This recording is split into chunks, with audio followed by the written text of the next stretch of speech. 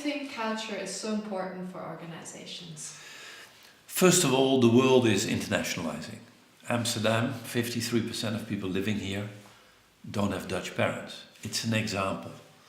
We were in Miami and it says we don't speak English here, and they were lying. It's getting so international.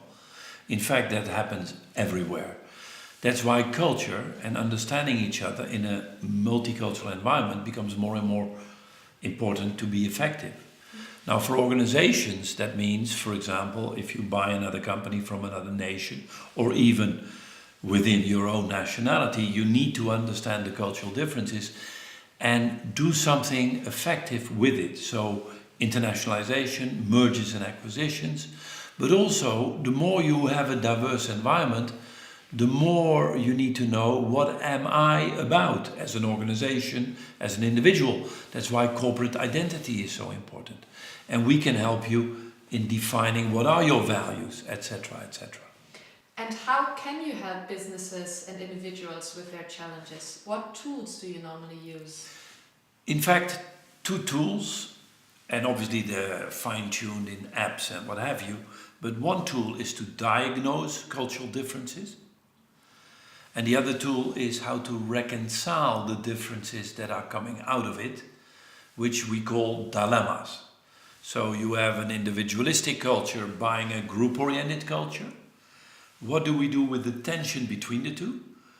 And you could say, gee, it is reconcilable because great individuals give it back to the group, and great groups nurture individual excellence.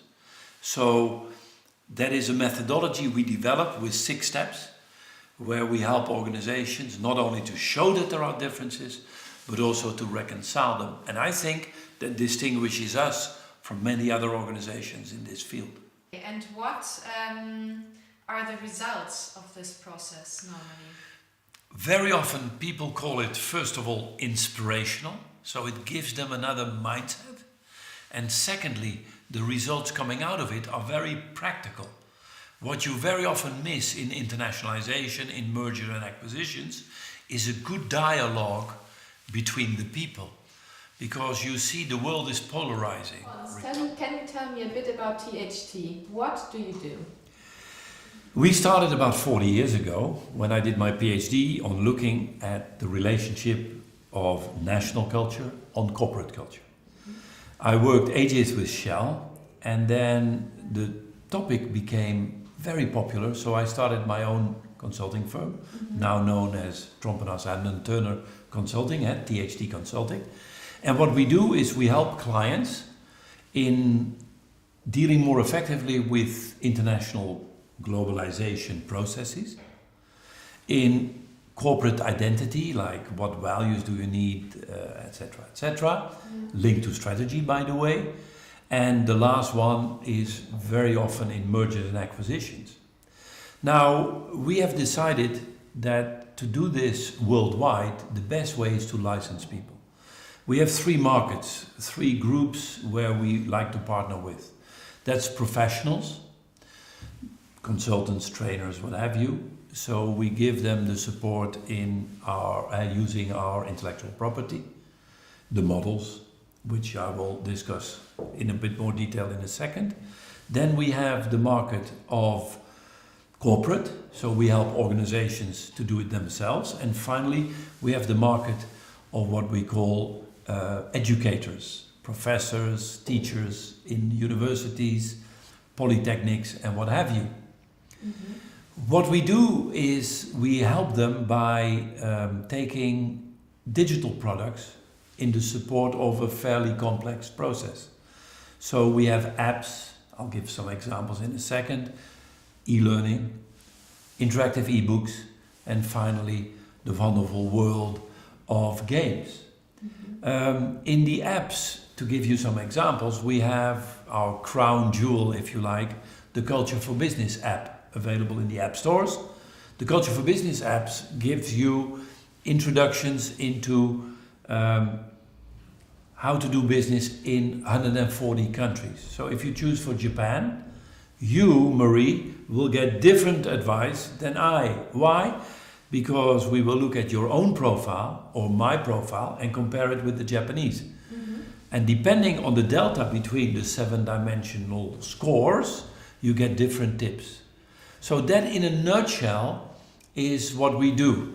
There are apps in recruitment, the delta between the values of the recruitee and the values of the organization that is, let's say, represented by the recruiter. We have a career app. We have an app on quality, on risk. So you get a sense of the series of products that we want people to use when they're licensed. And can you give a quick example of when culture was really important for a business or a person and how they solved their problem while using your tools and methodologies? Very good question. It is obvious, at least in our mind, that the success, for example, of an acquisition or a merger is for a large part, more than 50%, dependent on how effective you are to integrate cultures. Yeah. That's where our dilemma thinking comes in so beautifully. So we are pretty good in analyzing what are the differences between the cultures. By the way, to support that, we have an M&A app. And it ends with the dilemmas that come out of it. So if you are top down and the company buying you is bottom up in terms of leadership style, what do you need to do? Now you can make a choice if one is better than the other, but very often you buy a company because they have something to offer. And that leads to a dilemma. And in a process of dilemma reconciliation, we say, but what is the new leadership style which takes into consideration the beauty of direction top down and the beauty of listening to your people? And we call that servant leadership as an example.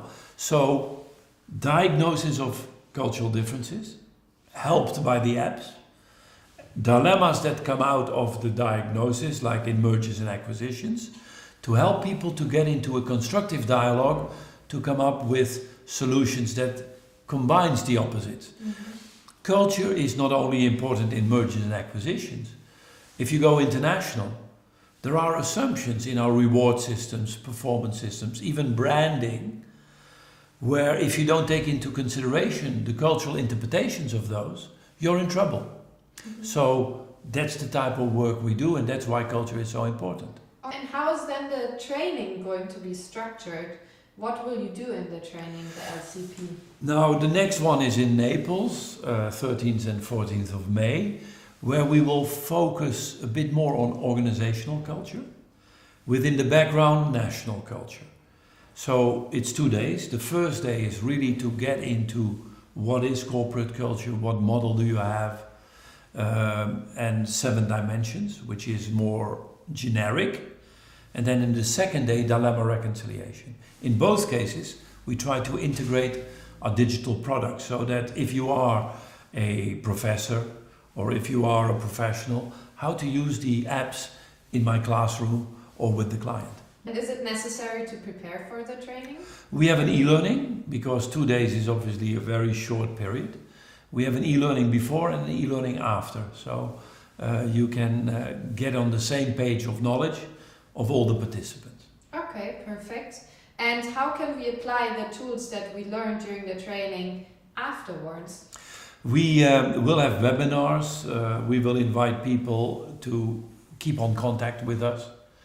But also in the beginning, we help clients and licensees to co-facilitate. So if you say, oh, I'm still a bit nervous, call us. We have enough people around the globe that are licensed that can help you.